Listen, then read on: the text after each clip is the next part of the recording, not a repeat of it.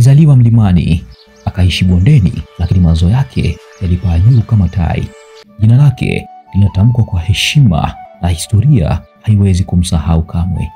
Mwalimu Julius Kambarage Nyerere alizaliwa tarehe 13 Aprili mwaka 1922 katika kijiji kidogo cha Butiama mkoani Mara. Aliamini si tu katika uhuru, bali uhuru wa heshima, si kwa bunduki tu, bali kwa kalamu, kwa lugha na kwa umoja wa kweli. Huyu si mtu tu wa kawaida, huyu ni mwalimu, mwanafalsafa, mwanamapinduzi na baba wa taifa la Tanzania, Julius Kambarage Nyerere.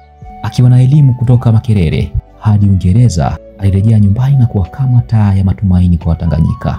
Aliamini katika umoja, uzalendo na uhuru wa kweli kwa mtu mweusi. Na chini ya uongozi wake, Tanganyika ilijikomboa kutoka mikononi mwa wakoloni, na miaka michache tu baadaye aliunganisha Tanganyika na Zanzibari na kuzaliwa Jamhuri ya Muungano wa Tanzania mwaka 1964. Mwalimu Julius Kambarage Nyerere alijenga misingi ya heshima, utu na usawa kwa Tanzania.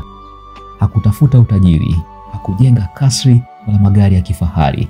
Leo hii historia inamkumbuka kama mmoja wa viongozi wa kipekee Afrika, mtu aliyeishi kwa ajili ya watu na kufa akiheshimika na dunia nzima. Tunakuenzi Mwalimu Julius Kambarage Nyerere, fahari ya Watanzania na alama ya Afrika nzima.